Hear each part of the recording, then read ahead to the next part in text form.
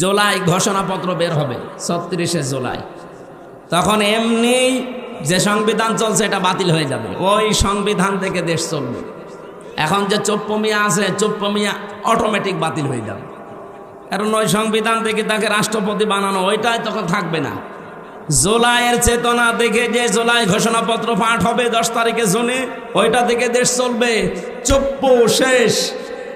বাকি যারা এতদিন আশায় বুক বেঁধেছিল যা পা চট করে আসবে আর ফট করে ধরবো, এগুলোও শেষ। কারণ যে আশায় ছিলেন যে আর একটা নতুন দল গঠন করব, সে আব্দুল হামিদ ও শয়তান পালিয়েছে। কথা বলছে না কেন?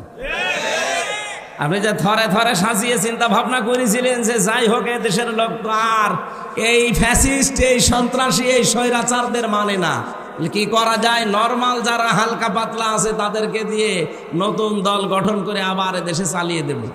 সেইটা আবার হইল না। এ আব্দুল হামিদ, এই অ্যাডভোকেট আব্দুল হামিদ রাষ্ট্রপতি, এর সভাপতি, আর ওইদিকে নারায়ণগঞ্জের সেলিনা হায়াত আইভি এর সেক্রেটারি। এই দিয়ে চেষ্টা চালাচ্ছিল সামনে যে এদেরকে দুইজনকে দিয়ে আমরা চেষ্টা করব যে দেশে আবার আওয়ামী লীগ যেন না। সেটা তো অলরেডি নিষিদ্ধ হয়ে গেছে, একজন পালিয়েছে আর একজন ছেলে এখন মার্ডার মামলার আসামি। স্বরাষ্ট্রমন্ত্রী আসাদুজ্জামান কামালের সাথে ওই সময় পুলিশের আইজিপি যে ছিল আব্দুল্লাহ মামুন, তার সাথে ভিডিও কি কি কথা হচ্ছে একেবারে দাঁড়িয়ে, সব এখন প্রমাণ হাতে নাতে। আপনি যাবেন কোথায়? আর বাকি 3 নাম্বার স্থলে ছিল সাবের হোসেন চৌধুরী, আর আরেকজন ছিল ওদিকে কক্সবাজারের। এই দুইজনকে দিয়ে মনে করেছিল 3 নাম্বার স্তরে এদেরকে দিয়ে সাজাবো, সেইটাও গুড়ে বালি। সে সাবের হোসেন চৌধুরীও নেই, আর এই কক্সবাজারে সে বাটা জাফরও এখন জেলে।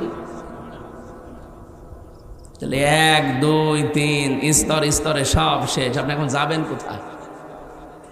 যাবেন কোথায় মানে জালেমরা যা করেছে তার পরিণতি ভোগ করা লাগবে না? এই জন্য আগামীতে কেউ যেন আবার এরকম জুলুম করেন না। নিজে যা করেন অপরাধ, আর একজন ভালো মানুষের উপরে ঘাড়ে দোষটা চাপিয়ে নিজে ভালো সাজছে। আপনি যার উপরে দোষ দিতে চান, আপনার বিবেকের কাছে প্রশ্ন করেন, আসলে কি সেই লোকটা অপরাধী? আপনি কার দিকে তাকিয়ে কথা বলেন? বলেন।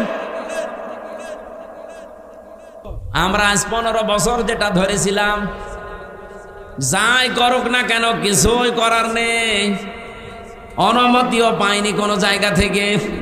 মায়ের খাওয়া লাগবে, জেনে শুনেই মায়ের খাওয়া লাগবে। ভালো মানুষ বাড়ি থেকে ধরে নিয়ে জেলখানায় আটক করে, আবার বাড়ি থেকে টাকা নিলে ছেড়ে দেয়। মনে আছে আমার বাবার কাছেও টাকা পায়, পাওনা টাকা নিয়ে গেল। এরকম রাজবাড়ি হয়নি? যারা এই কাজে ছিলেন আপনি নিজেকে নিজে প্রশ্ন করেন। এরকম হাজার হাজার অপরাধ দুনিয়ায় আপনার আছে, কিন্তু আমরা কিচ্ছু বলতে পারি না, কারণ আমাদের হাত বাঁধা। আমাদেরকে একটা মিথ্যা ট্যাগ দিয়ে দুর্বল করে রেখেছিল যে আমরা নাকি যুদ্ধ অপরাধী, আমরা নাকি রাজাকার। অথচ এটা তো পুরা বানোয়াট, এখন তামাম দুনিয়া দেখতে পাচ্ছে। সিনেমা বানাতো, নভেল নাটক, থিয়েটার, বই লিখত, মঞ্চস্থ করতো নাটক পর্যন্ত, মামলা হামলা কেস কাম ছবি ফটো যা দিত। একটা হুজুর মাথায় টুপি আর মুখে দাড়ি দেখলেই মানুষ মনে করতো এটা যুদ্ধ অপরাধী, এটা রাজাকার। অথচ যুদ্ধ অপরাধী বলা হয় যারা যুদ্ধ করে অন্যায় ভাবে তাদের। তো অন্যায় ভাবে যুদ্ধ করেছিল পাকিস্তানের সেনাবাহিনী, যুদ্ধ অপরাধী হলে তারা হবে। এক কথা বলে না কেন? রাজাকার আন্তর্জাতিক 2টা রিপোর্ট বের হয়েছে গতকালকে ভিডিও আকারে। ওই জামানায় যারা 71 সালে ভিডিও করেছিল, 2টা আন্তর্জাতিকে, বাংলাদেশের রিপোর্ট না, এরা তো সব ভেজাল।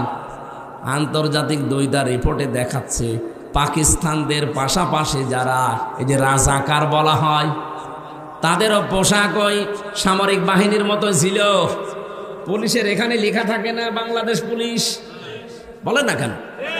ওদেরও পোশাকে লেখা আছে ইংরেজিতে রাজাকার, RAZAKAR, রাজাকার। আমি বাংলায় ইংরেজিতে লেখা দেখলাম। তারে ওই সময় একটারও মুখে আমি প্রায় 30-31 জন লোকের গণনা করেছি, একটা রাজাকারেরও মুখে দাড়ি নেই, শুধু গোপ মোজ বড় বড় রবি ঠাকুরের মতো। রাজাকার হলে আমার মনে হয় যাদের গোপ বড় তাদেরকে রাজাকার বলা যায়। ওই মিলিটারির পোশাক যারা পরেছিল ওদের সহকারী ছিল এরা। ওদেরকে দিয়ে যখন কাজ আর হয় না তখন এদেরকে সহকারী হিসেবে কাজে লাগায়, সাপোর্টার। তো একটারও মুখে আমি দাড়ি পেলাম না, মাথায় টুপি পেলাম না। সব মিলিটারির যে পোশাক সেই পোশাক তাদের পরানো, দাড়ি একটারও নেই, শুধু গোপ আছে, প্যান্ট শার্ট পরা। আপনি কেন রাজাকার শুনলে আমার মতো মানুষ দেখলে মনে হয়? কেন যুদ্ধ অপরাধী শুনলে আমার মতো মানুষ দেখলে মনে হয়? আমি তো যুদ্ধ করিও না, যুদ্ধের পক্ষেও ছিলাম না, এইটা আমার অপরাধ। এখন পৃথিবীর মানুষ, বাংলাদেশ তো অলরেডি টের পেয়ে গেছে যে কেন ওই সময় আমরা পাকিস্তানের পক্ষে ছিলাম, ভারতের বিপক্ষে ছিলাম। আজ সারা বাংলাদেশ যেমন, আপনি ছোট মানুষকে জিজ্ঞাসা করেন কালকে হয়েছে, ওরে যদি বলেন তুমি কোন পন্থী, ওই একবারে বলবে আমি পাকিস্তানের পন্থী। ও জীবনেও ভারতপন্থী বলবে না, কারণ ভারত আল্লাহর ঘর ভেঙে দিচ্ছে। ওই জামানায় ঠিক এই 54 বছর আগে ওরাও এইটাই বুঝেছিল। আমরা 54 বছর পরে যেটা টের পাচ্ছি, ওরা ওই সময় ওটা আগেই বুঝেছিল। আমরা পক্ষ নিয়ে করবো কি? এই মাতাল জাতিটা, এই পৃথিবীর নিকৃষ্ট জাতি, এই মুশরিকরা, ওরা যা সাপোর্ট করছে, ওরা যদি 5 টাকা সাহায্য করে 15 টাকা খাবে। এই জন্য হয়তো চুপ ছিল, কিছু বলে নাই। আর তাদের উপরে দোষ চাপিয়ে এতদিন পর্যন্ত কালার তো করেছেনি, আবার এখনো পর্যন্ত কালার করার চেষ্টায় আছে। কিছু হলে আপনি 71-এর তুলনা দেন, কিছু হলে 52, কিছু হলে 47। আরে শয়তান, 24-এর তুলনা দিতে পারো না? কথা তুললে 71, 47, 52 মানে 24-এর কথা বলা লাগবে এখন, কারণ দেশ চলছে 24-এর চেতনা অনুযায়ী। জুলাই ঘোষণাপত্র বের হবে 36শে জুলাই, তখন এমনি যে সংবিধান চলছে এটা বাতিল হয়ে যাবে। ওই সংবিধান থেকে দেশ চলবে।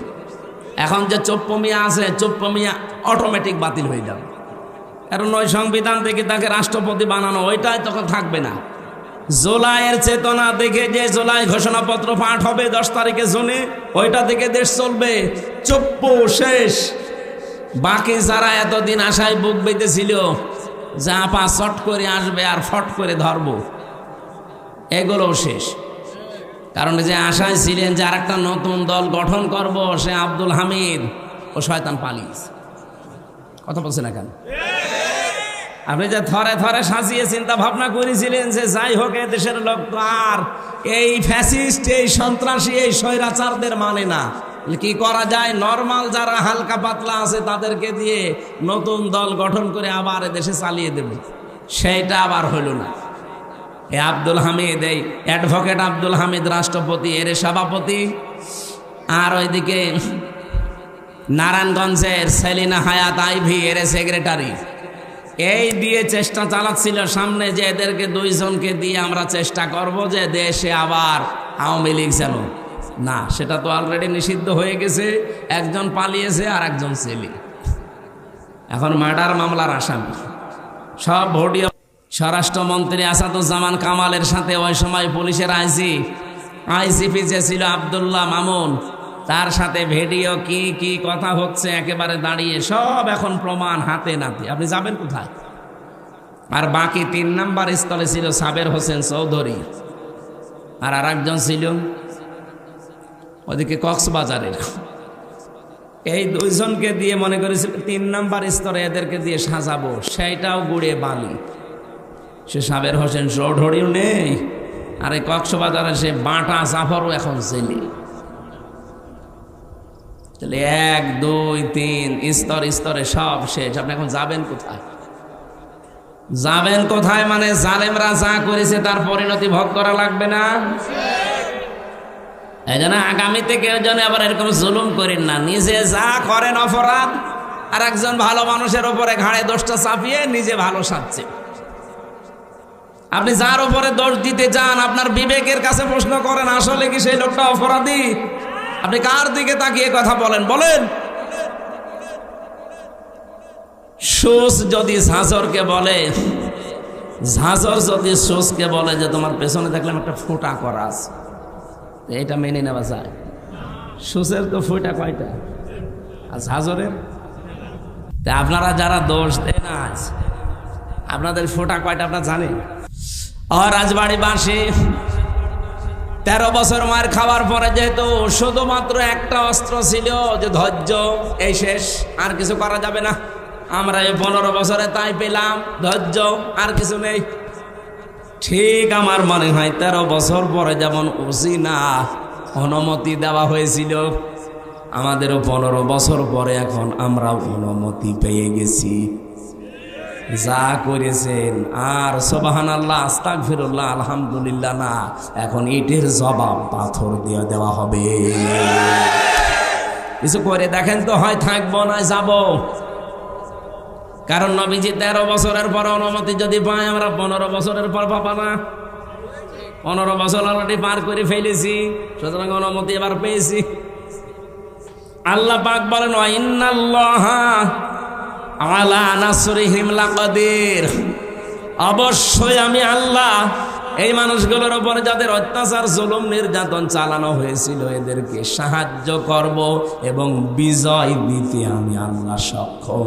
এজন্য কাদির না দিয়ে লাকাদির দিয়েছেন। ওয়া ইন্নাল্লাহা আলা নাসরিহিম, অবশ্যই আমি আল্লাহ তাদের উপরে সাহায্য করছি, লাকাদির, এবং অবশ্যই আমি সক্ষম এদেরকে বিজয়ী করতে।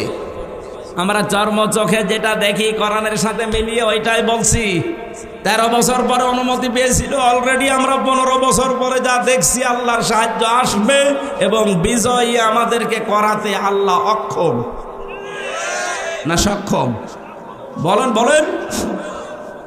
আমি এই লাকাদিরের কদির শব্দ পড়েছিলাম, কদির দিলেও তো অর্থ করে ফেলতাম বাংলায়। আমি আলেম যারা আছে তারা কদির দিলেও অর্থ করতে পারে, তো লা কদির দিলে কেন? আল্লাহ গ্যারান্টি দিচ্ছে ভাই, আপনি আন্দাজে মমতাজের মতো লাফিয়ে করবেন কি? এ চাপাবাজি করে দেশ চলে?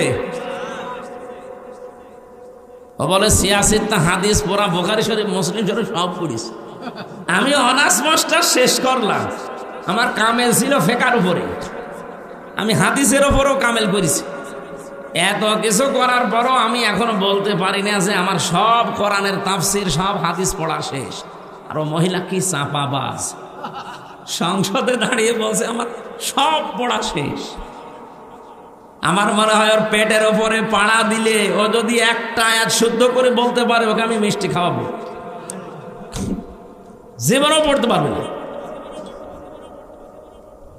এই চাপাবাজি করে করে চলতো, যেই কয়টা ছিল সব কয়টা চাপাবাজ, কাবা কাকু থেকে শুরু করে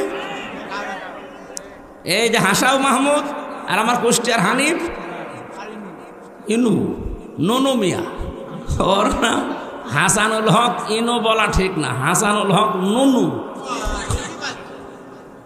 দন্তন্নয় হস্য, দন্তন্নয় হস্য কি হয়? ওর নামে ইনু বললে গুনাহ হবে? শয়তান ইসলামের যা ক্ষতি করেছে। আল্লাহ রাব্বুল আলামিনের পরে বলেন, আল্লাযীনা উখরিজু মিন দিয়ারিহিম বিগাইরি হাক্কিন ইল্লা আইয়াকুলু রাব্বুনাল্লাহ,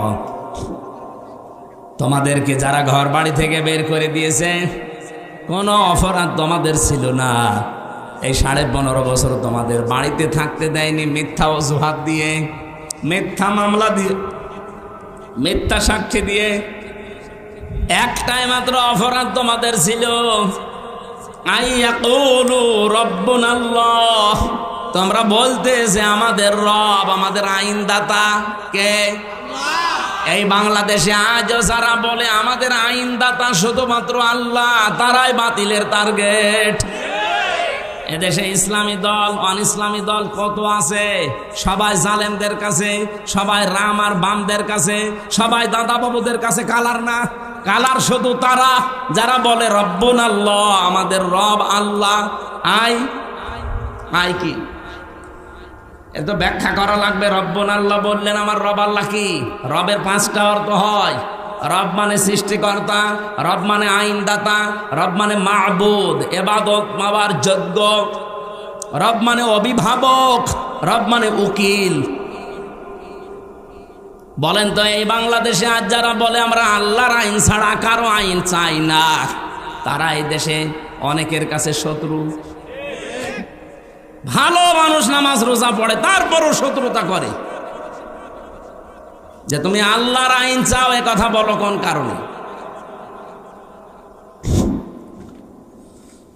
কোন মানুষ যদি মনে প্রাণে নামাজ পড়ে, রোজা রাখে, পর্দা করে, কিন্তু এ দেশ আল্লাহর আইন দিয়ে চলুক, পরিবার, সমাজ, রাষ্ট্র চাই না, আপনি লিখে নিতে পারেন লোকটা মুনাফিক। এখানে নেই? কারা কারা এরকম মনে আছেন যে আল্লাহর আইন দরকার নেই, আমি তো নামাজ পড়ি, রোজা রাখি, আমার বউ পর্দায় থাকে, কিন্তু আল্লাহর আইন দিয়ে একেবারে ইউনিয়ন থেকে সংসদ চলবে আমি চাই না? কারা বলেন তো, হাত তোলেন।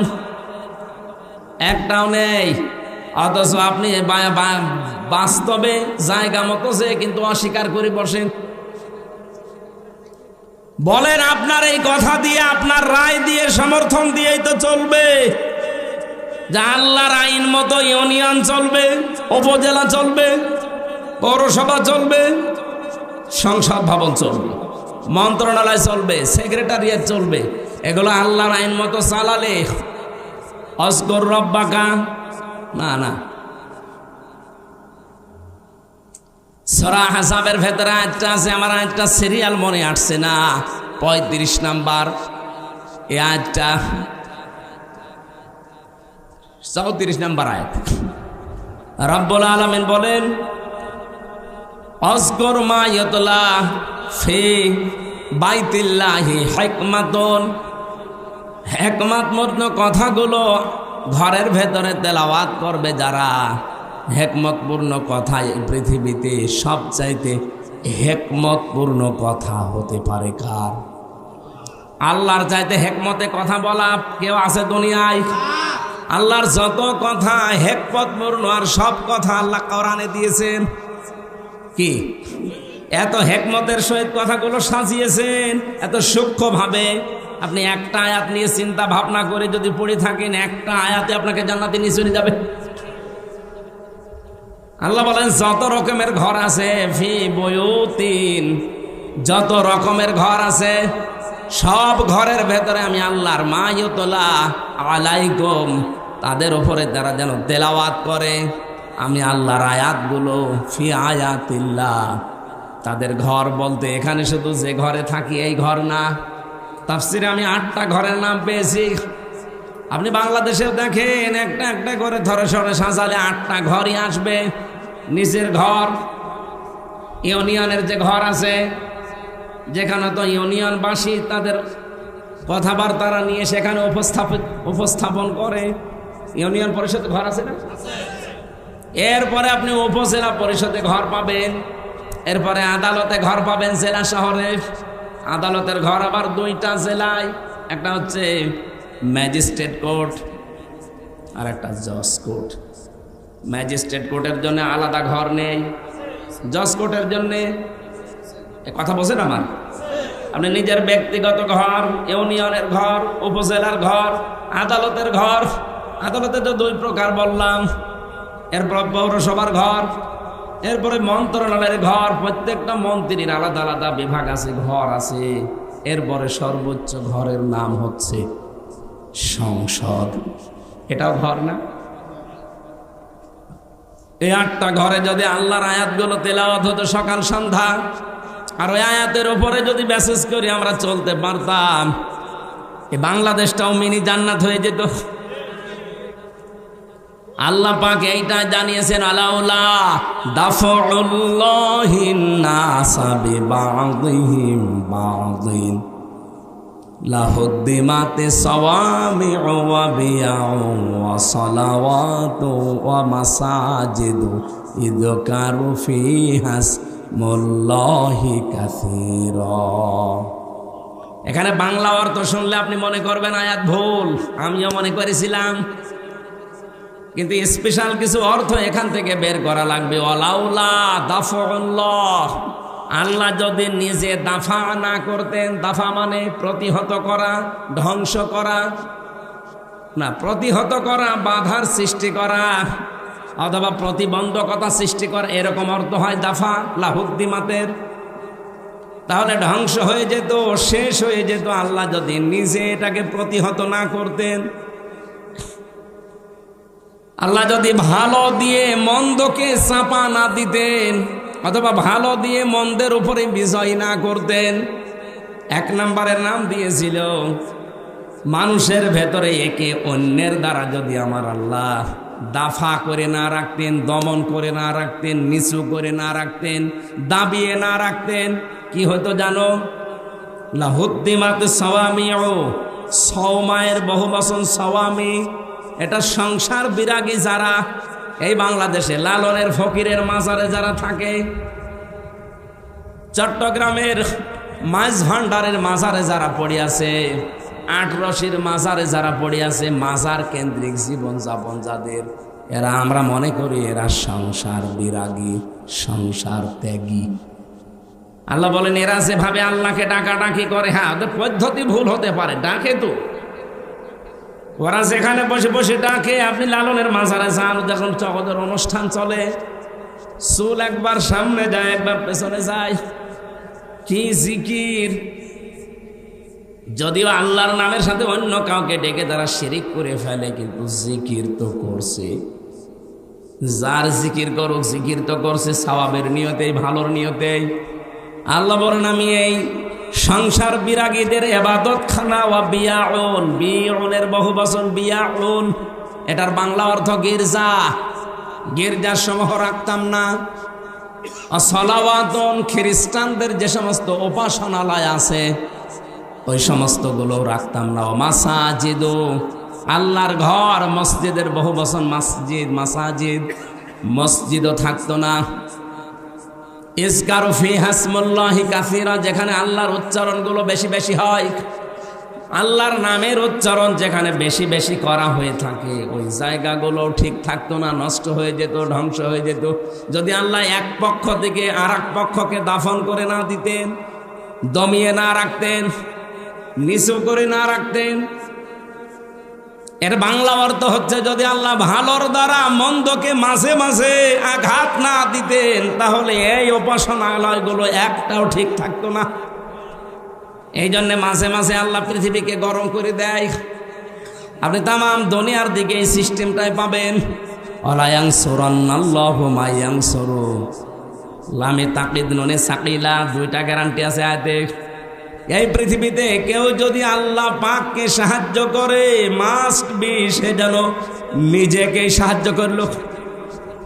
মাইয়ানসুরহু, এহুর মারজা, তার নিজের দিকে। কেউ যদি আল্লাহকে সাহায্য করে, সে যেন নিজেকে সাহায্য করলো। প্রশ্ন আসতে পারে আল্লাহকে পাবো কোথায়? আল্লাহ রাব্বুল আলামিন এই পৃথিবীর সৃষ্টি জগতের ভেতরেই মিশে আছেন। এই জন্য কিয়ামতের ময়দানে আল্লাহ মানুষকে ডাক দিয়ে বলবে আমি ক্ষুধার্ত ছিলাম, আমাকে খাবার দাওনি। লোকজন বলবে আল্লাহ তুমি ক্ষুধার্ত হও কি করে খাবার দেব তোমারে? রব্বুল আলামিন বলেন গরিব মানুষ তোমার পাশে গিয়ে খাবার চেয়েছিল, ক্ষুধার্ত, তাকে যদি খাবার দিতে ওটা আমাকেই দেওয়া হতো। এজন্য আল্লাহকে সাহায্য করা নিজেকে সাহায্যের নামান্তর। এই পৃথিবীতে আজ ক্ষুধা মুক্ত, দারিদ্র মুক্ত এরকম সমাজ, এরকম রাষ্ট্র উপহার দেওয়ার জন্য কাজ করা লাগবে। আজ বাংলাদেশে ক্ষুধা এবং দারিদ্র মুক্ত করার জন্য সবচাইতে বড় বাধা হচ্ছে দুর্নীতি। এক কথা বলছেন,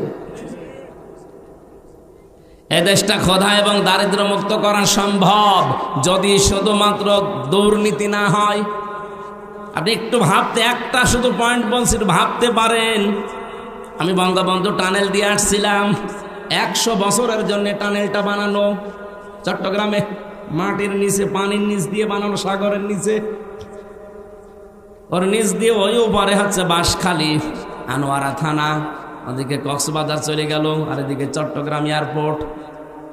আমি নিচ দিয়ে যাবার সময় দেখছিলাম 100 বছরের টার্গেট নিয়ে যেটা বানানো, অলরেডি 1.5 বছরের ভেতরে নিচ দিয়ে ফেটে পানি উঠতেছে। এর জন্য যত বাজেট হয়েছিল সব টাকাগুলো যদি এই জায়গায় কাজে লাগাতো 1.5 বছরে না 100 বছরের ভেতরে পানি ওঠা সম্ভব ছিল না। এই যে পাবনার উপরে যে ব্রিজটা বানানো দেখেছেন না, পাকশির ব্রিজ, কি দেখেছেন? হার্ড, এটা কোন থানা? রাজবাড়ি, পাংশা। আর ওইটা হচ্ছে কুষ্টিয়া। আর ভেড়া মারার পাশে ওই যে খুকসা, কি পাংশা, পাকশি। ওটা 100 বছর টার্গেট নিয়ে বানানো ছিল ওই সেতুটা, ওই লোহার সেতু। মাঝে মাঝে ওর পাশে দাঁড়ালে আমার মনে হয় লোহা আছে কত। 100 বছরের টার্গেট নিয়ে বানানি, অলরেডি 100 বছর পার হয়ে গেছে, কিছুই হয়নি। তার মানে যেভাবে বানানোর দরকার, যা বাজেট ছিল পুরাটা খরচ করে বানিয়েছিল, এই জন্য টিকে আছে জিনিসটা। আমি একটা গল্প শুনেছিলাম, আমার দাদার এক চাচাতো ভাই ছিল মাথা খারাপ। ও আমার দাদার কাছে বলছে, ভাই আমি পাকশির ব্রিজ দেখতে গিয়েছিলাম, মনে হচ্ছে 100 কেজি লোহায় আছে। কত কেজি? তার মানে ওই 100-র উপর আর গুনতে পারে না। এই জন্য বলছে যে ব্রিজ দেখে আসলাম, মনে হচ্ছে 100 কেজি লোহায় আছে। ওখানে 100 কেজি? তো একটা লোহায় তো 100 কেজি। কত হাজার হাজার মন লোহা দিয়ে বানানো, 100 বছর তার গেট নিয়েছে, কিন্তু 100 পার হয়ে আমার মনে হয় আরো 100 বছর যাবে, কিছু হবে না। আর বঙ্গবন্ধু টানেল তার বলা যাচ্ছে না, টানেল হয়ে গেছে। 1.5 বছরে পানি ওঠা আরম্ভ হয়েছে, এখন রিপেয়ারিং করছে। এখন পদ্মা সেতু নিয়ে কাজটা ভালো হয়েছে। বরিশাল, খুলনা বিভাগ আর ঢাকার সাথে ভালো যোগাযোগ ব্যবস্থা হয়েছে। এখন সব রিপোর্ট পাওয়া যাচ্ছে এই সেতুটা যেই টাকা দিয়ে বানানো হয়েছে, ওই টাকা দিয়ে 4টা সেতু বানানো যায়। একটা সেতুর টাকা নাই শেষ, এখনো 3টা টেকুর সেতুর টাকা কই? সব আল্লাহর ওলিরা পাঠিয়েছে বিদেশে। এই জন্য 8 দিন হয়ে গেল জয় সজীব অজের জয় অলরেডি আমেরিকার ভিসা নিয়ে, নাগরিকত্ব নিয়ে ওর ফর্ম পর্যন্ত পূরণ করে এখন ওই দেশের নাগরিক। এই দেশে আর ওর না আসলেও চলবে। আমি মালয়েশিয়া ছিলাম কিছুদিন আগে, সিঙ্গাপুরে। মালয়েশিয়াতে যে দোকানে গিয়েছিলাম, 4টা লোক কাজ করে এক দোকানে। এক লোক থাইল্যান্ডে বাড়ি, বাংলাদেশের যশোরের একজন আছে, পাকিস্তানের একজন, আর ভারতের 2 জন। এই লোকগুলো ওখানে কাজ করছে। প্রত্যেকে তার নিজের দেশ থেকে ভিসা পাসপোর্ট করে গেছে। আমাদের দেশ থেকে যে গেছে যশোর থেকে, তার 8.5 লাখ টাকা খরচ। মাসে ইনকাম তার 1.5 লাখ টাকা মাসে, মনে করেন 1.5 লাখ। ও আর একটু বেশি বলেছিল, আমি 1.5 লাখে ধরলাম। ওর পাশের চেয়ারে বসে বসে যে দর্জির কাজ করে, কাপড় চোপড় সেলাই করে, ওর পাশে যে আছে সে, তার বাড়ি হচ্ছে পাকিস্তানে। তার খরচ হয়েছে 2,20,000 টাকা। তারও ইনকাম মাসে ওই 1.5 লাখ। এর পাশে দেখলাম 2 জন সেলাই করছে, তাদেরও মাসে 1.5 লাখ টাকা। তাদের খরচ হয়েছে 1,20,000। এর পাশে একজন থাইল্যান্ডের আছে, সেও কাজ করছে, তার খরচ হয়েছে আসতে 30,000 টাকা বাংলাদেশের টাকায়। পাশের রাষ্ট্র তো, 30,000 টাকা খরচ, ইনকাম হচ্ছে 1.5 লাখ। এই যে 5 জনের হিসাব বললাম, 5 জনেরই প্রতি মাসে এই দোকান থেকে ইনকাম, কাপড় চোপড় সেলাই করে 1.5 লাখ করে। কিন্তু খরচের তালিকা মিলান তো, 8.5 লাখ একজনের, 1,20,000 একজনের, 2,20,000 একজনের, 30,000 একজনের। খরচ তো প্রত্যেকের আকাশ পাতাল হয়ে গেছে, কিন্তু উপায় সমান। আমি জিজ্ঞাসা করলাম, এই টাকাগুলো, এত টাকা লাগে? ভারত, পাকিস্তান, আমরা তো পাশাপাশি। থাইল্যান্ড সেটা দূরে আছে, ওটা মেনে নিলাম, ঠিক আছে। কিন্তু পাশাপাশি থাকতে আমাদের কোথায় 8.5 লাখ আর কোথায় 2,20,000, 1,20,000, এত কেন? আমাদেরও এই 2,20,000, 1,20,000 হয়ে যায়। তো বাকি টাকা হাসিনার বোন রেহেনা নেয়। আর ওই যে দরবেশ, ওই দাড়িওয়ালা দরবেশ সালমান এফ রহমান আর জয়, এই তিনজন মিলে আল্লাহর ওলিরা ভাগ পায়। শুধু মালয়েশিয়া 257টা দেশ আছে বিশ্বে। যত দেশে যত জায়গায় মানুষ, এই দেশ থেকে প্রায় 1 কোটির উপরে মানুষ থাকে। সব টাকা পয়সা একেবারে চোখ বন্ধ করে থাকলেও তাদের অ্যাকাউন্টে চলে যায়। বলেন সুবহানাল্লাহ।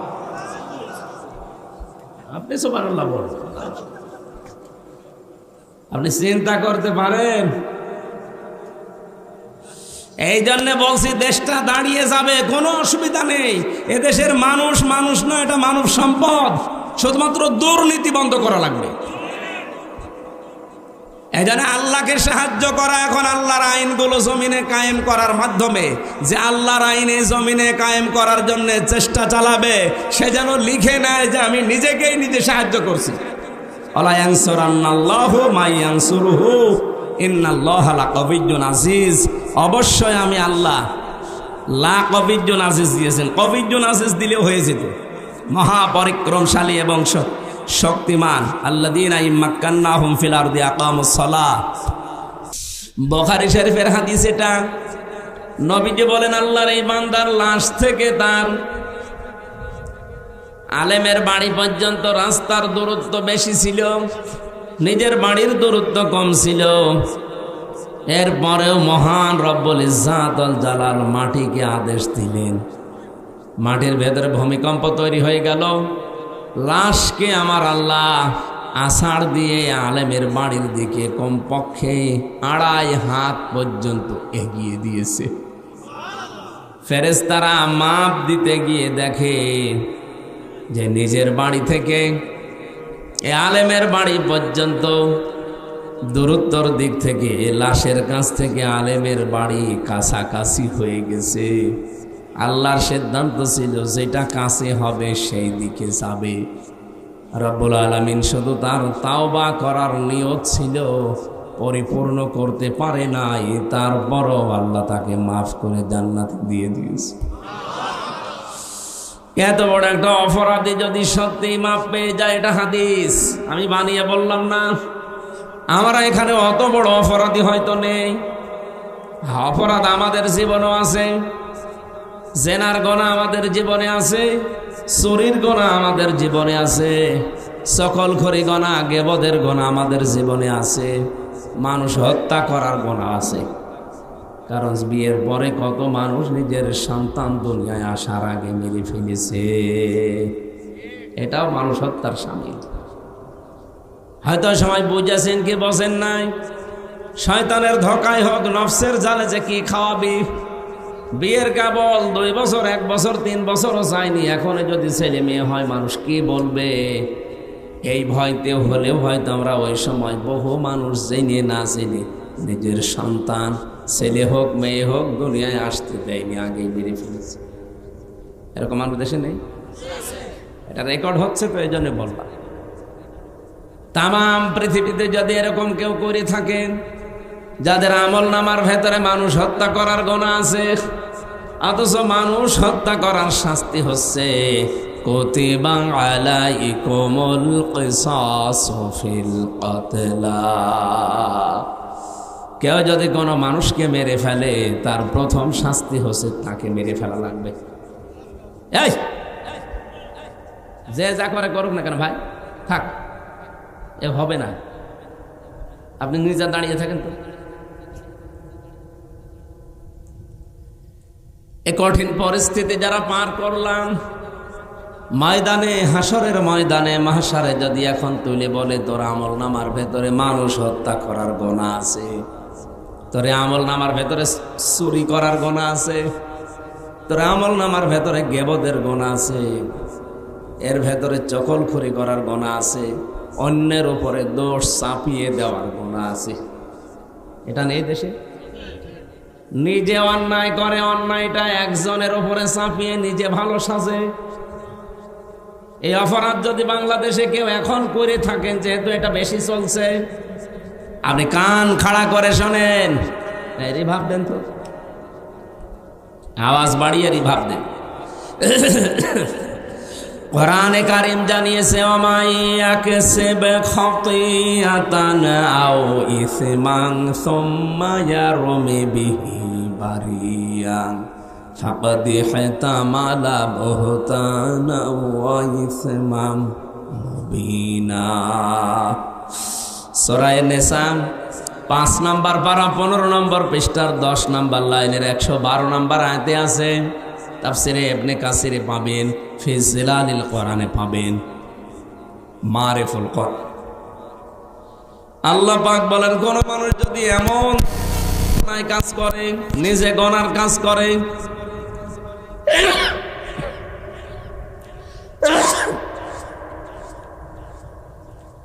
নিজে মানবতা বিরোধী কোনো কাজে আঞ্জাম দেয়, আর কাজটা যখন হয়ে যায় তখন একটা ভালো মানুষ নিরপরাধ মানুষের উপরে দোষটা চাপিয়ে দিয়ে নিজে ভালো, নিজেকে ভালো সাজায়, মানুষের কাছে বলে যে এই কাজ আমার দ্বারা হয়নি। আল্লাহ তাআলা বলেন দুনিয়ার কেউ যদি নাও বোঝে ফাকাদ ইহতামালা বুহতানা ওয়া ইসমান মুবিনা, সে যেন প্রকাশ্য পাপের বোঝা বহন করে নিয়ে বেড়াচ্ছে। আর রাজবাড়ীবাসী আয়াত থেকে কি পেলেন আপনি বলেন তো? কোন নিরপরাধ মানুষের উপরে যদি কি সত্যি কোনো অপরাধ আপনি চাপিয়ে দেন, যে বিষয়ে সে জ্ঞান রাখে না, জানেও না ওই বিষয়টা, আপনি লিখে নিতে পারেন কোরআনের আয়াত, আমি তো 100% বিশ্বাস করি মাস্ট বি ওই অপরাধ দুনিয়ায় আল্লাহ আপনাকে দিয়ে করাবে, এরপরে আপনার মরণ হবে। আপনি ভালো ভালো মানুষকে বিনা দোষে মেরে ফেলেছেন, এমন এমন দোষ তাদের ওপরে চাপিয়ে দিয়েছেন জীবনে যে লোকগুলো এ দোষ করে নাই।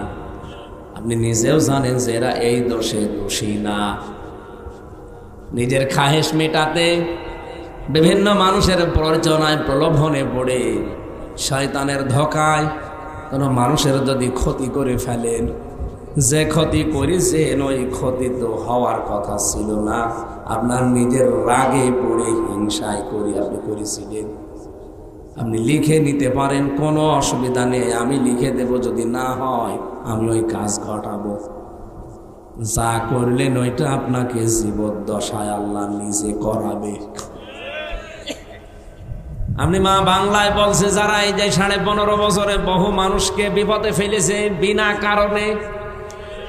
বিনা কারণে দুনিয়া থেকে বিদায়ও করে দিয়েছে, এমনকি আয়না ঘরে পর্যন্ত রেখেছে। যাদেরকে রেখেছিল বলেন তোরা কি আয়না ঘরে থাকার মতো মানুষ? সব বাদ দিলাম, শুধু ব্যারিস্টার আরমান, তার বাবার জন্য আপনি কাছে 8 বছর আয়না ঘরে রাখলেন। বাবা অপরাধী হলে যদি ছেলেকে অপরাধের শাস্তি দেওয়া লাগে, বলেন এই বাংলাদেশে 15.5 বছর যারা অপরাধ করেছে তাদের ছেলে মেয়েরাও তো এখন এই দেশে থাকার অধিকার রাখে না। বাবার অপরাধী যদি ছেলে অপরাধী হয় তাহলে এদেশে আপনি থাকতে পারবেন? আইন তো আপনি নিজেই বানিয়েছেন, নিজেই ধরা খাবেন। কি বলেন? এই জন্য আইন বানানোর সময় চিন্তা ভাবনা করে বানাবেন।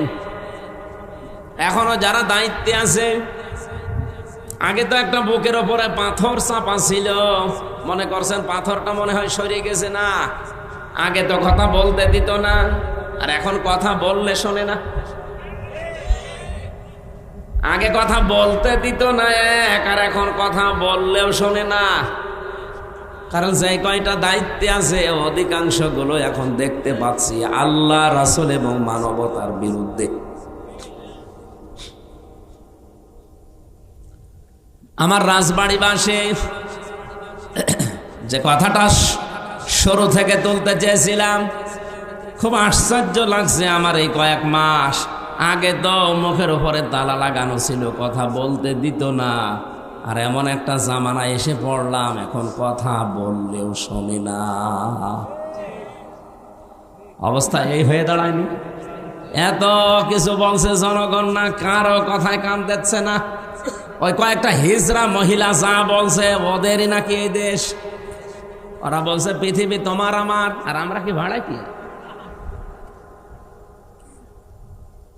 যে কয়টায় রাস্তায় নেমেছে নিজেদের অধিকার আদায়ের জন্যে, কি অধিকার আদায় করবেন আপনি? এদেশের ছাত্র জনতা বলেছিল, চেয়েছিলাম অধিকার, হয়ে গেলাম রাজাকার।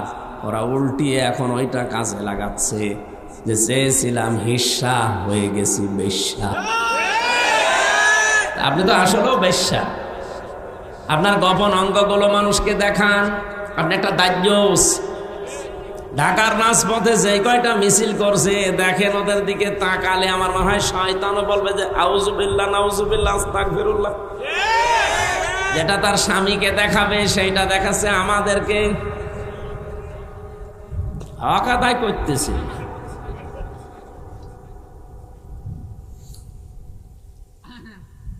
আশা করবো এগুলো বন্ধ হওয়া দরকার। এদের পেছনে রাঘব বোয়ালরা আছে, এদের জীবনও সাহস হইতো না।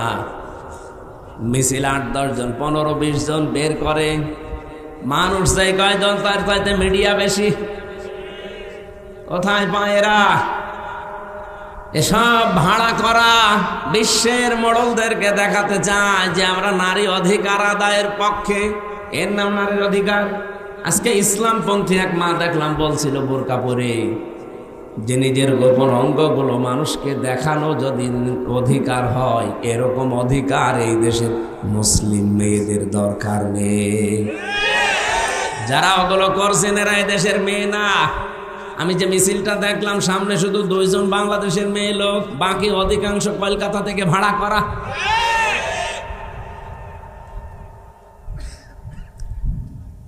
এজন্য আফসোস লাগছে এখন যে আগে কথা তো বলতে দিত না, এক ঝামেলায় ছিলাম, আর এখন কথা বললেও এদেশের মানুষ শুনছে না। ওর চাইতে আরো বিপদে আছি। আগে তো বলতে দিত না, চুপ করে থাকতাম, যে যা করছে করুক গা। কিন্তু এখন বইলে করবো কি? প্রকাশ্য ইসলামের বিরুদ্ধে, কোরআনের আয়াতের বিরুদ্ধে ওরা হাত দিয়েছে।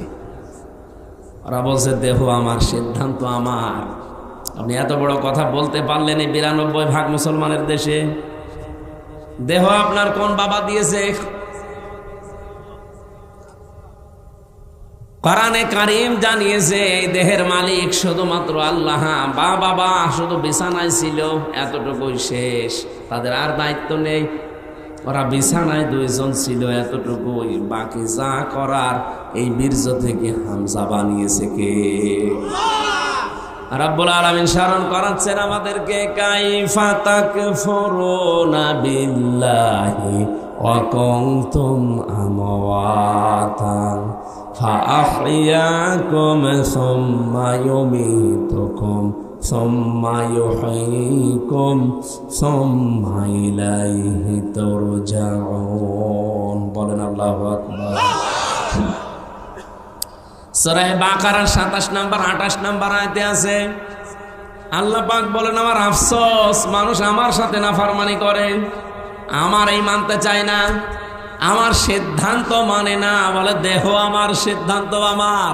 মানুষ বলে কি করে? অথচ মৃত ছিল।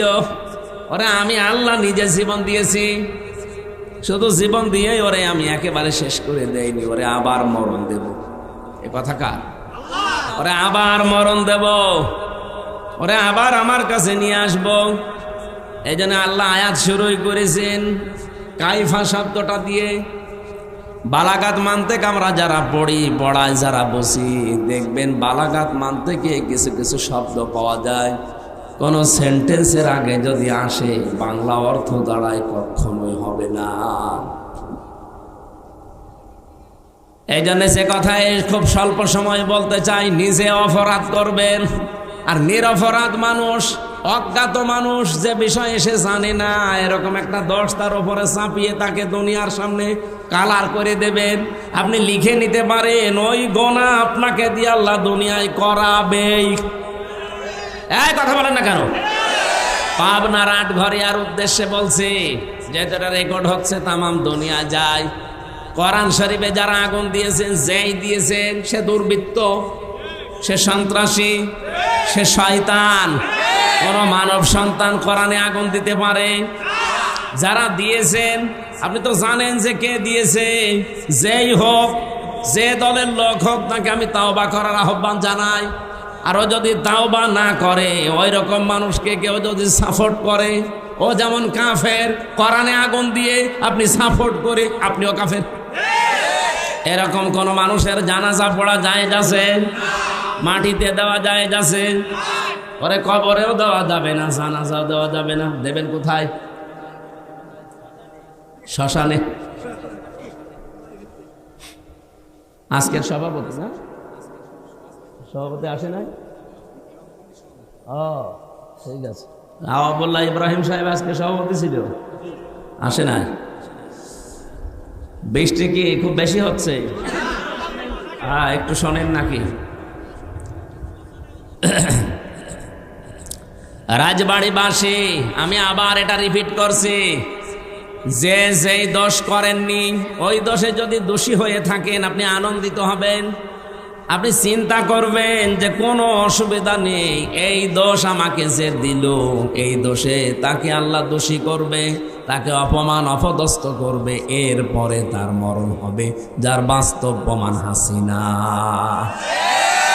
যা যা করেছিল নিরপরাধ মানুষদের উপরে আল্লাহ তাকে দিয়ে ঠিক ওই অপরাধগুলো আবার করিয়েছে। ওই এতদিন বলি ছড়িয়েছে মানবতা বিরোধী অপরাধী, অথচ আল্লাহ তাকে আজ বিশ্বের সামনে মানবতা বিরোধী অপরাধী বানিয়েছে। তামাম দুনিয়ার 257টা দেশ জানে যে হাসিনা মানুষ হত্যাকারী। কি শুধু এতটুকুই না, ও যে আয়না ঘরে রেখেছিল 8 বছর 10 বছর, আন্তর্জাতিক আদালত হেগে যে মামলাগুলো হয়েছে, আমার তো মনে হচ্ছে সামনে ওরেও আল্লাহ কপালে লিখে রেখেছে, ওরেও আয়না ঘরে থাকা লাগতে পারে। আর ওরা আয়না ঘরে আছে। এই আয়না ঘরে একটু কষ্ট বেশি ছিল, একটু একটু শান্তিতে আছে এই, তাছাড়া ও কোনে আছে কেউ সেরকম জানে না। ওর সাক্ষাৎ নিষেধ, তো আয়না ঘর না ওটা? আল্লাহ আর কি দেখাবে? সামনে বাকি আছে ও নিরপরাধ মানুষদের যাদের ফাঁসি দিয়েছে, আমার মনে হয় ওরও ফাঁসির দড়ি ঝুলতেছে। দেখেন সামনে সব দেখা যাবে। এইটার দিকে তাকিয়ে আমি বলছি পাবনার এই ঘটনাকে স্মরণ করায়, যারা এই কাজ করলেন, যার উপরে রাগ করে হিংসা করে করেছেন, আপনি কিন্তু কোরআন শরীফে আগুন দেননি, আপনি আগুন দিয়েছেন নিজের কপালে। এই জন্য যারা এই কাজ করেছেন তাওবা করেন ভাই, স্বীকার করেন। তাওবার নিয়ম কি কি বললাম? প্রথমে স্বীকার করা, প্রথমে কি? এখন স্বীকার করবেন কার কাছে? না না, স্বীকার করবেন অপরাধ যার কাছে, স্বীকার তার কাছে। আপনি যার কাছে দোষ করেছেন তার কাছে স্বীকার করবেন। পাবনার এই অফিসে 150 কোরআনে যারা আগুন লাগিয়েছেন, এই অফিসের মালিক যারা, তাদের কাছে স্বীকার করবেন। যদি ওই অফিসের লোকজনই আগুন দিয়ে থাকে, তারা নিজেরাই জাতির সামনে বলবেন যে আমরা এই কাজ করেছি। ওরা যদি না করে অন্য কেউ করে থাকে, কোনো দুর্বৃত্ত যেই হোক, তার জাতির সামনে বলা লাগবে যে আমি করেছি। এটা যদি না করেও শুধু আস্তাগফিরুল্লাহ পড়ে, ওর আস্তাগফিরুল্লাহ হবে না। কি কথা বলেন না কেন? এরকম বহু আস্তাগফিরুল্লাহ পড়া মানুষ আমি পেয়েছি। জেলখানা এক ওসি পেয়েছিলাম আস্তাগফিরুল্লাহ পড়ে। হুজুরের নির্বাচনের আগে আমি বাইরে ছিলাম, রাত 12টার পর থেকে ভোট কাটা আরম্ভ করেছিলাম। যত ভোট পাঁচি কেটেছি, ফজরের আজান দিলে সব বাক্সগুলো জায়গা মতো পাঠিয়ে দিয়েছি। এরপরে গোসল করে ওযু করে নামাজ পড়ে বললাম আস্তাগফিরুল্লাহ। আমার এই তাও বাকি হয়েছে না, কারণ আপনি তো আল্লাহর কাছে দোষ করেননি, আপনি মানুষের অধিকার নষ্ট করেছেন। এটা হকুল্লাহ না, এটা হকুল ইবাদ। আল্লাহর হক নষ্ট করলে আল্লাহ ইচ্ছা করলে মাফও করতে পারে, শাস্তিও দিতে পারে, ওনার ইচ্ছা। কিন্তু হকুল ইবাদ, বান্দার হক যদি কেউ নষ্ট করে থাকে, ওটা আগে তার কাছে স্বীকার করা লাগবে। আর যে হক নষ্ট করেছেন, হককে ফেরত দেওয়া লাগবে। বলেন তো আপনি এই হক ফেরত দেবেন কি করে? এই ওসির 8 বছর জেল, ও জেল থেকে বের হয়ে দেখবে যে যাদের হক আমি নষ্ট করেছিলাম, অনেক ভোটার মরে গেছে। বলেন বলেন, ও তার কাছে মাপ চাবে কি করে? সে তো মরে গেছে। আপনি বলেন নিজের দিকে তাকিয়ে আর ওই ওসির দিকে তাকিয়েও কি মাপ পাবে জীবনে? মাপ পাবে কি করে? কারণ ও আল্লাহর কাছে মাপ চাইলেও তো হবে না, কারণ ও আল্লাহর কাছে দোষ করে নাই, ও দোষ করেছে ওই 3 লাখ 3.5 লাখ ভোটারের কাছে। এই 3.5 লাখ ভোটার, কত মানুষ তো 8 বছরে মরে যাবে। কি করি আপনি জেল থেকে তাদের বের হয়ে পাবেন? তার মানে আপনি কপালে আগুন লাগিয়েছেন। আমি যে তাওবারে 3টা নিয়ম এমনি এমনি বলি নাই। আমরা দেশের মানুষ অনেকেই মনে করি সবই আল্লাহর কাছে। আল্লাহর কাছে মানে অপরাধ যার কাছে স্বীকার করবেন তার কাছে। সুতরাং পাবনায় কোরআনে আগুন যার কারণে দিয়েছেন, যে দিয়েছেন সে তো জানেন যে আমি দিয়েছি। তার উচিত হবে জনসম্মুখে এসে অথবা ওই অফিসের মালিক যারা তাদের কাছে যে বলা যে ভাই আমি অপরাধ করেছিলাম, এতগুলো কোরআন পড়িয়ে ফেলেছি, আমি আবার 150 কোরআন কিনে দেব। 1 নাম্বার। 2 নাম্বারে সে যেন রাত দিন 24 ঘন্টা অনুশোচনা করে, অনুতপ্ত হয়। 3 নাম্বারে আমি জীবনে আর এরকম কোরআন বিরোধী কোনো কাজ করব না, জীবনের মতো ফিরে আসলাম। এর নাম হচ্ছে তাওবা।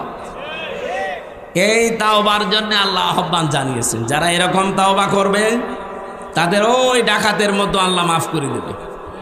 ও শুধু একটু নড়াচড়া দিয়েছিল, ওর এই নড়াচড়া দেখে যদি আল্লাহ জমিনকে ভূমিকম্প দিয়ে ওর লাশকে একটা আষাঢ় দিয়ে সামনের দিকে এগিয়ে দিতে পারে। আজ আমাদের মনটা দরকার, ভেতরের অবস্থা কি এটা আপনি জানেন আর আমি নিজে জানি। সুতরাং মন পাল্টান, যার কাছে যে দোষ করেছেন, অপরাধ করেছেন তার কাছে স্বীকার করে অনুশোচনা করেন, অনুতপ্ত হন। জীবনের মতো আমি আর এই কাজে যাব না বলে ফিরে আসেন। আশা করছি আল্লাহ আমাদের অপরাধ শুধু মাফ করবে না, মাফ করার পরে পুরা জায়গাটা নেকি দিয়ে পাল্টিয়ে দেবে। দরুদ আর সালাম পড়ে আমাদের নির্ধারিত যে আয়াত পড়লাম সূরা হজ 39, 40, 41 নম্বর আয়াত। এত আয়াত তাফসীর মাহফিল আমার পড়া হয় না, একটু বেশি হয়ে গেছে। এটা মক্কার জীবনে বিশ্বনবী 13 বছর মার খেয়েছিলেন। কত বছর? যারা মার দিয়েছিল তারা সব ছিল সন্ত্রাসী। কে? সব ছিল তারা ওই 13 বছরের সন্ত্রাসী। যারা মার খেয়েছিল এই মানুষগুলো ছিল দুর্বল, মাজলুম। আল্লাহ রাব্বুল আলামিন 13টা বছর তাদের এই জুলুম, অত্যাচার, নির্যাতন দেখার পরে অনুমতি দিলেন। উযিনা লিল্লাযীনা ইউকাতালুনা বিআন্নাহুম যুলিমু। অনুমতি দেওয়া হলো, এটা মসুলের সিগা। অনুমতি দেওয়া হলো তাদের জন্যে যাদেরকে এতদিন পর্যন্ত জুলুম, নির্যাতন, অত্যাচার, হত্যা করা হয়েছে। বিআন্নাহুম যুলিমু, কারণ তাদের উপরে জুলুম করা হয়েছিল, এই জন্য আমি অনুমতি আজকে দিলাম। এতদিন পর্যন্ত 13 বছর সাহাবায়ে কেরাম অনুমতি পাননি জিহাদ করার জন্য, যুদ্ধ করার জন্য, পাল্টা আক্রমণ করার জন্য। হ্যাঁ, এতদিন তাদের যুদ্ধ, জিহাদ, পাল্টা আক্রমণ ছিল শুধুমাত্র ধৈর্য। শুধু কি? আমরা আজ 15 বছর যেটা ধরেছিলাম, যাই করুক না কেন কিছুই করার নেই। অনুমতিও পাইনি কোনো জায়গা থেকে। মায়ের খাওয়া লাগবে, জেনে শুনেই মায়ের খাওয়া লাগবে। ভালো মানুষ বাড়ি থেকে ধরে নিয়ে জেলখানায় আটক করে, আবার বাড়ি থেকে টাকা নিলে ছেড়ে দেয়। মনে আছে আমার বাবার কাছেও টাকা পায়, পাওনা টাকা নিয়ে গেল। এরকম রাজবাড়ি হয়নি? যারা এই কাজে ছিলেন আপনি নিজেকে নিজে প্রশ্ন করেন। এরকম হাজার হাজার অপরাধ দুনিয়ায় আপনার আছে, কিন্তু আমরা কিচ্ছু বলতে পারি না, কারণ আমাদের হাত বাঁধা। আমাদেরকে একটা মিথ্যা ট্যাগ দিয়ে দুর্বল করে রেখেছিল যে আমরা নাকি যুদ্ধ অপরাধী, আমরা নাকি রাজাকার। অথচ এটা তো পুরা বানোয়াট, এখন তামাম দুনিয়া দেখতে পাচ্ছে। সিনেমা বানাতো, নভেল, নাটক, থিয়েটার, বই লিখত, মঞ্চস্থ করতো, নাটক পর্যন্ত, মামলা হামলা, কেস কাম, ছবি, ফটো যা দিত। একটা হুজুর মাথায় টুপি আর মুখে দাড়ি দেখলেই মানুষ মনে করতো এটা যুদ্ধ অপরাধী, এটা রাজাকার। অথচ যুদ্ধ অপরাধী বলা হয় যারা যুদ্ধ করে অন্যায়ভাবে তাদের। তো অন্যায়ভাবে যুদ্ধ করেছিল পাকিস্তানের সেনাবাহিনী, যুদ্ধ অপরাধী হলে তারা হবে। এক কথা বলে না কেন? রাজাকার আন্তর্জাতিক 2টা রিপোর্ট বের হয়েছে গতকালকে ভিডিও আকারে। ওই জামানায় যারা 71 সালে ভিডিও করেছিল, 2টা আন্তর্জাতিকে, বাংলাদেশের রিপোর্ট না, এরা তো সব ভেজাল।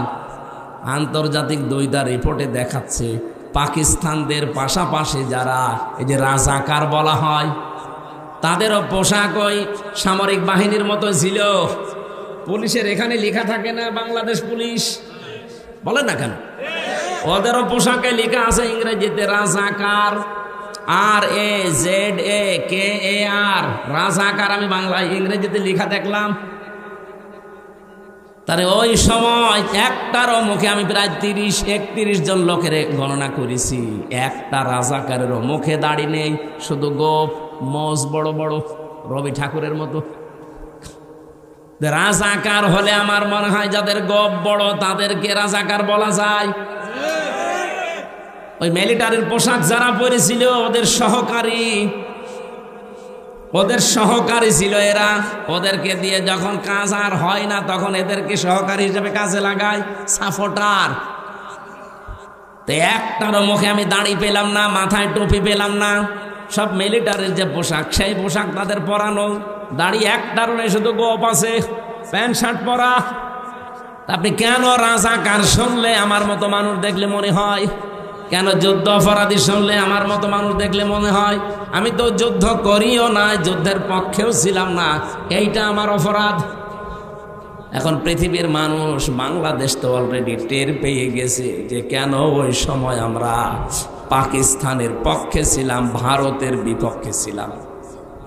আজ সারা বাংলাদেশ যেমন আপনি ছোট মানুষকে জিজ্ঞাসা করেন কালকে হয়েছে, ওরে যদি বলেন তুমি কোন পন্থী, ওই একবারে বলবে আমি পাকিস্তানের পন্থী। ও জীবনেও ভারতপন্থী বলবে না, কারণ ভারত আল্লাহর ঘর ভেঙে দিচ্ছে। ওই জামানায় ঠিক এই 54 বছর আগে ওরাও এইটাই বুঝেছিল। আমরা 54 বছর পরে যেটা টের পাচ্ছি, ওরা ওই সময় ওটা আগেই বুঝেছিল। আমরা পক্ষ নিয়ে করবো কি? এই মাতাল জাতিটা, এই পৃথিবীর নিকৃষ্ট জাতি, এই মুশরিকরা, ওরা যা সাপোর্ট করছে, ওরা যদি 5 টাকা সাহায্য করে 15 টাকা খাবে।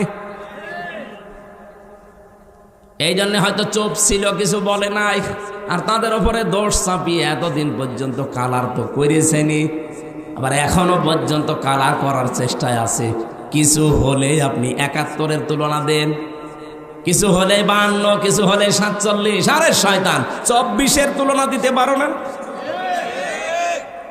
কথা তুললে 71, 47, 52 মানে 24-এর কথা বলা লাগবে এখন, কারণ দেশ চলছে 24-এর চেতনা অনুযায়ী।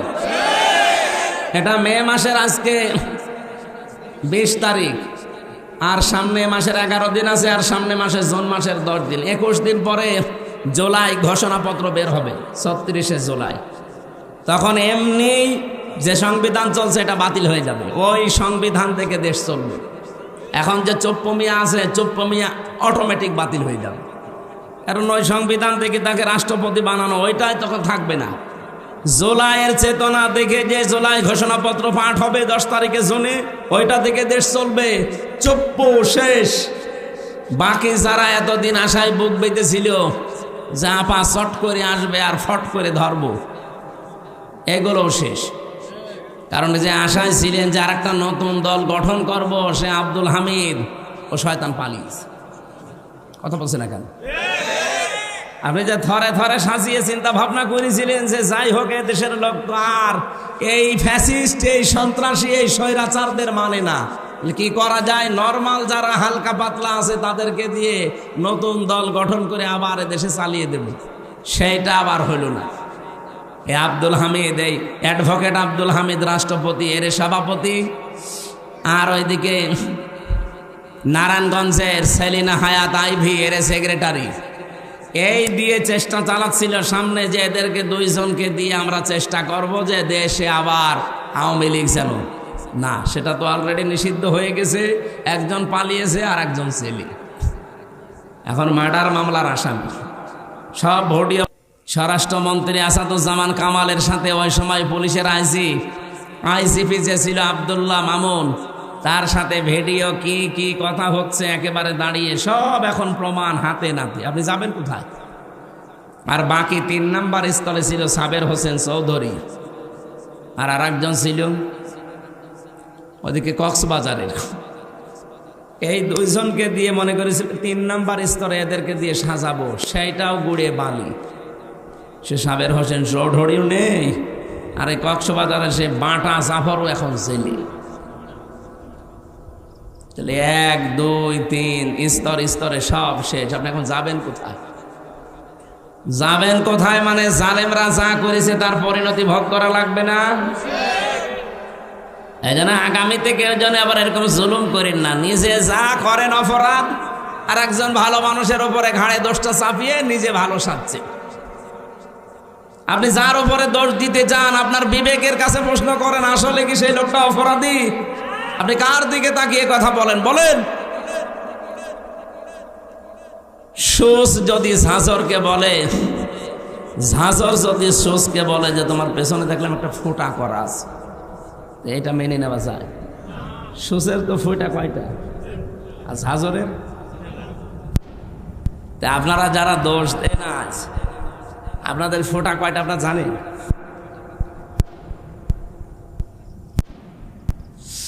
রাজবাড়িবাসী 13 বছর মার খাওয়ার পরে যেহেতু শুধুমাত্র একটা অস্ত্র ছিল যে ধৈর্য, এই শেষ, আর কিছু করা যাবে না। আমরা এই 15 বছরে তাই পেলাম, ধৈর্য, আর কিছু নেই। ঠিক আমার মনে হয় 13 বছর পরে যেমন উসিনা অনুমতি দেওয়া হয়েছিল, আমাদেরও 15 বছর পরে এখন আমরা অনুমতি পেয়ে গেছি। যা করেছেন আর সুবহানাল্লাহ, আস্তাগফিরুল্লাহ, আলহামদুলিল্লাহ না, এখন ইটের জবাব পাথর দিয়ে দেওয়া হবে। কিছু করে দেখেন তো, হয় থাকবো না যাব। কারণ নবীজি 13 বছরের পর অনুমতি যদি পায়, আমরা 15 বছরের পর পাবা না। 15 বছর অলরেডি পার করে ফেলেছি, সুতরাং অনুমতি এবার পেয়েছি। আল্লাহ পাক বলেন, ওয়া ইন্নাল্লাহা আলা নাসরিহিম লাকাদির, অবশ্যই আমি আল্লাহ এই মানুষগুলোর উপর যাদের অত্যাচার, জুলুম, নির্যাতন চালানো হয়েছিল এদেরকে সাহায্য করব এবং বিজয় দিতে আমি আল্লাহ সক্ষম। এজন্য কাদির না দিয়ে লাকাদির দিয়েছেন। ওয়া ইন্নাল্লাহা আলা নাসরিহিম, অবশ্যই আমি আল্লাহ তাদের উপরে সাহায্য করছি, লাকাদির, এবং অবশ্যই আমি সক্ষম এদেরকে বিজয়ী করতে। আমরা চর্ম চোখে যেটা দেখি কোরআনের সাথে মিলিয়ে ওইটাই বলছি। 13 বছর পরে অনুমতি পেয়েছিল, অলরেডি আমরা 15 বছর পরে যা দেখছি, আল্লাহর সাহায্য আসবে এবং বিজয়ী আমাদেরকে করাতে আল্লাহ অক্ষম না সক্ষম? বলেন বলেন। আমি এই লাকাদিরের কদির শব্দ পড়েছিলাম, কদির দিলেও তো অর্থ করে ফেলতাম বাংলায়। আমি আলেম যারা আছে তারা কদির দিলেও অর্থ করতে পারে, তো লা কদির দিলে কেন? আল্লাহ গ্যারান্টি দিচ্ছে ভাই, আপনি আন্দাজে মমতাজের মতো লাফিয়ে করবেন কি? এ চাপাবাজি করে দেশ চলে? ও বলে সিয়াসিত্তা, হাদিস পড়া, বুখারী শরীফ, মুসলিম শরীফ সব পড়িস। আমি অনার্স মাস্টার শেষ করলাম, আমার কামেল ছিল ফেকার উপরে, আমি হাদিসের ওপরও কামেল করেছি। এত কিছু করার পরও আমি এখনো বলতে পারি না যে আমার সব কোরআনের তাফসির, সব হাদিস পড়া শেষ। আর ও মহিলা কি চাপাবাজ, সংসদে দাঁড়িয়ে বলছে আমার সব পড়া শেষ। আমার মনে হয় ওর পেটের ওপরে পাড়া দিলে ও যদি একটা আয়াত শুদ্ধ করে বলতে পারে, ওকে আমি মিষ্টি খাওয়াবো, জীবনও পড়তে পারবে না। এই চাপাবাজি করে করে চলতো, যেই কয়টা ছিল সব কয়টা চাপাবাজ, ওই কাওয়া কাকু থেকে শুরু করে এই যে হাসাও মাহমুদ আর আমার কুষ্টিয়ার হানিফ, ইনু ননু মিয়া, ওর নাম হাসানুল হক। ইনু বলা ঠিক না, হাসানুল হক ননু, দন্তন্নয় হস্য, দন্তন্নয় হস্য কি হয়? ওর নামে ইনু বললে গুনাহ হবে? শয়তান ইসলামের যা ক্ষতি করেছে। আল্লাহ রাব্বুল আলামিনের পরে বলেন, আল্লাযীনা উখরিজু মিন দিয়ারিহিম বিগাইরি হাক্কিন ইল্লা আইয়াকুলু রাব্বুনাল্লাহ, তোমাদেরকে যারা ঘর বাড়ি থেকে বের করে দিয়েছে, কোনো অপরাধ তোমাদের ছিল না, এই 15.5 বছর তোমাদের বাড়িতে থাকতে দেয়নি মিথ্যা অজুহাত দিয়ে, মিথ্যা মামলা দিয়ে, মিথ্যা সাক্ষী দিয়ে, একটাই মাত্র অপরাধ তোমাদের ছিল, আইয়াকুলু রব্বুনাল্লাহ, তোমরা বলতে যে আমাদের রব, আমাদের আইনদাতা কে? এই বাংলাদেশে আজও যারা বলে আমাদের আইনদাতা শুধুমাত্র আল্লাহ, তারাই বাতিলের টার্গেট।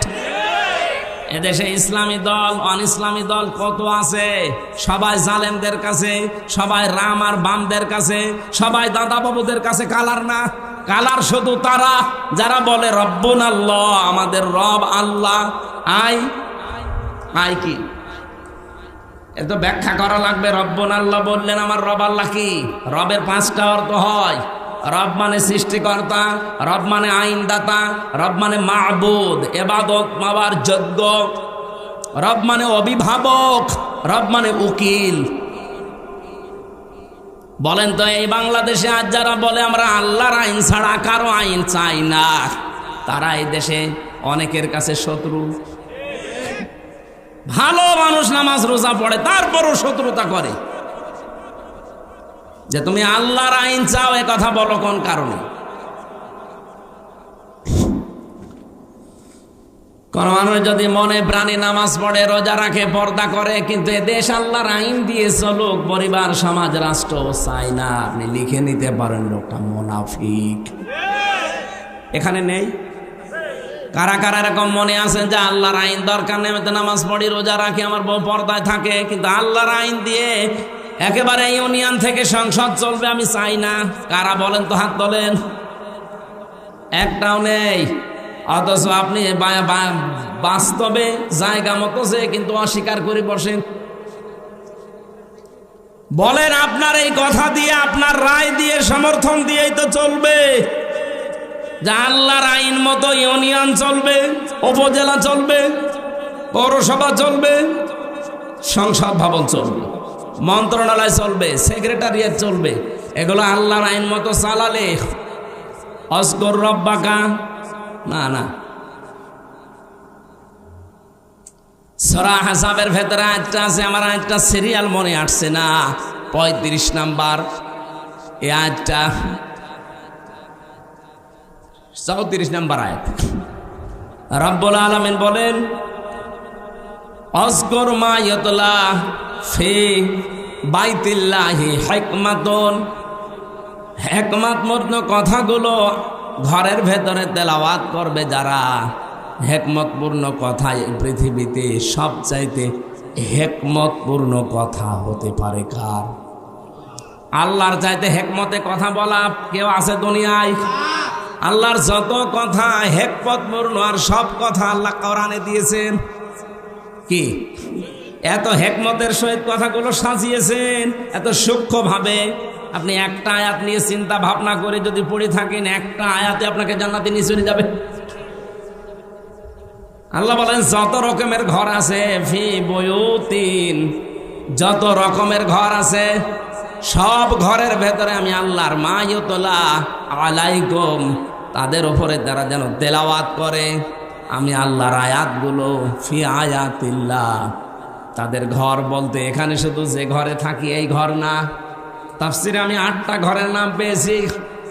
আপনি বাংলাদেশেও দেখেন, একটা একটা করে ধরে সরে সাজালে 8টা ঘরই আসবে।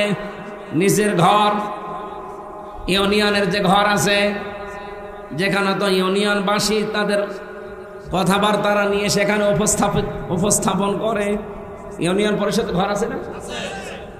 এরপরে আপনি উপজেলা পরিষদে ঘর পাবেন, এরপরে আদালতে ঘর পাবেন জেলা শহরে। আদালতের ঘর আবার 2টা জেলায়, একটা হচ্ছে ম্যাজিস্ট্রেট কোর্ট আর একটা জজ কোর্ট। ম্যাজিস্ট্রেট কোর্টের জন্য আলাদা ঘর নেই, জজ কোর্টের জন্য। কথা বলছেন আমার? আপনি নিজের ব্যক্তিগত ঘর, ইউনিয়নের ঘর, উপজেলার ঘর, আদালতের ঘর। আদালতে তো 2 প্রকার বললাম। এরপর পৌরসভার ঘর, এরপরে মন্ত্রণালয়ের ঘর। প্রত্যেকটা মন্ত্রীর আলাদা আলাদা বিভাগ আছে, ঘর আছে। এরপরে সর্বোচ্চ ঘরের নাম হচ্ছে সংসদ। এটাও ঘর না? এই 8টা ঘরে যদি আল্লাহর আয়াতগুলো তেলাওয়াত হতো সকাল সন্ধ্যা, আর ওই আয়াতের উপরে যদি মেসেজ করে আমরা চলতে পারতাম, এই বাংলাদেশটাও মিনি জান্নাত হয়ে যেত। আল্লাহ পাক এইটা জানিয়েছেন, আলাউলা দাফউল্লাহিন নাসা বিবাযিহিম বাযিন লাহুদ্দিমাতিস সাওয়ামিউ ওয়া বিয়াউ ওয়া সালাওয়াতু ওয়া মাসাজিদু ইযকারু ফিহাস মুল্লাহি কাসীরা।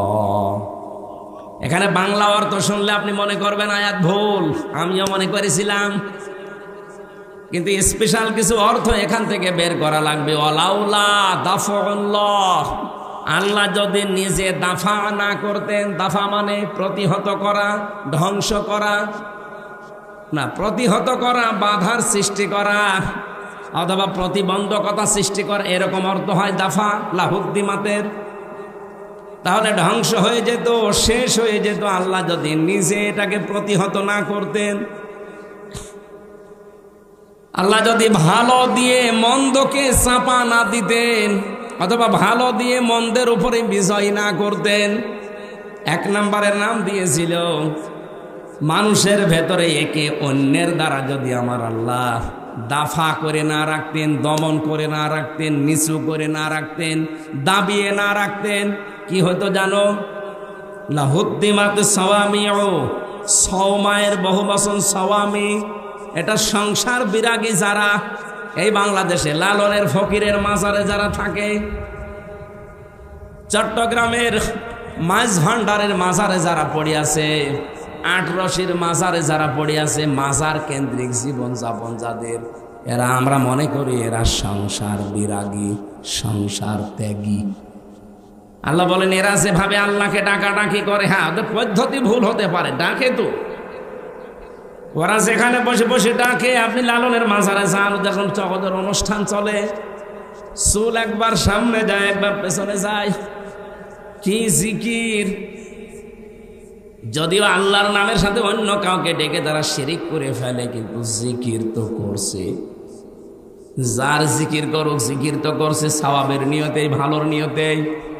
আল্লাহ বলেন আমি এই সংসার বিরাগীদের ইবাদত খানা ওয়া বিয়াউন, বিউনের বহুবচন বিয়াউন, এটার বাংলা অর্থ গির্জা, গির্জার সমূহ রাখতাম না।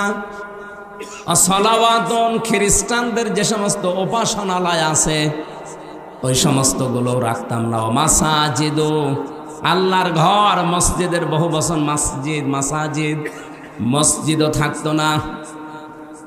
ইযকারু ফিহা ইসমুল্লাহি কাসীরা, যেখানে আল্লাহর উচ্চারণগুলো বেশি বেশি হয়, আল্লাহর নামের উচ্চারণ যেখানে বেশি বেশি করা হয়ে থাকে, ওই জায়গাগুলো ঠিক থাকতো না, নষ্ট হয়ে যেত, ধ্বংস হয়ে যেত। যদি আল্লাহ এক পক্ষ থেকে আর এক পক্ষকে দাফন করে না দিতেন, দমিয়ে না রাখতেন, নিচু করে না রাখতেন। এর বাংলা অর্থ হচ্ছে যদি আল্লাহ ভালোর দ্বারা মন্দকে মাঝে মাঝে আঘাত না দিতেন, তাহলে এই উপাসনালয়গুলো একটাও ঠিক থাকতো না। এই জন্য মাঝে মাঝে আল্লাহ পৃথিবীকে গরম করে দেয়। আপনি তামাম দুনিয়ার দিকে এই সিস্টেমটাই পাবেন।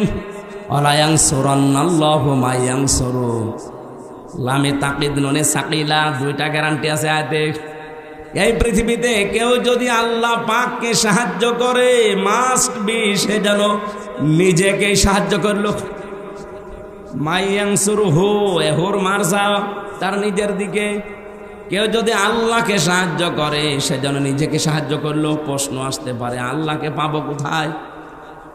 আল্লাহ রাব্বুল আলামিন এই পৃথিবীর সৃষ্টি জগতের ভেতরেই মিশে আছেন। এই জন্য কিয়ামতের ময়দানে আল্লাহ মানুষকে ডাক দিয়ে বলবে আমি ক্ষুধার্ত ছিলাম, আমাকে খাবার দাওনি। লোকজন বলবে আল্লাহ তুমি ক্ষুধার্ত হও কি করে, কি করে খাবার দেব তোমারে?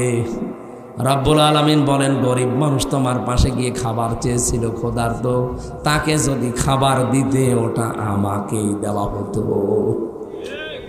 এই জন্য আল্লাহকে সাহায্য করা নিজেকে সাহায্যের নামান্তর। এই পৃথিবীতে আজ ক্ষুধা মুক্ত, দারিদ্র মুক্ত এরকম সমাজ, এরকম রাষ্ট্র উপহার দেওয়ার জন্য কাজ করা লাগবে। আজ বাংলাদেশে ক্ষুধা এবং দারিদ্র মুক্ত করার জন্য সবচাইতে বড় বাধা হচ্ছে দুর্নীতি। এক কথা বলছেন, এ দেশটা ক্ষুধা এবং দারিদ্র মুক্ত করা সম্ভব যদি শুধুমাত্র দুর্নীতি না হয়।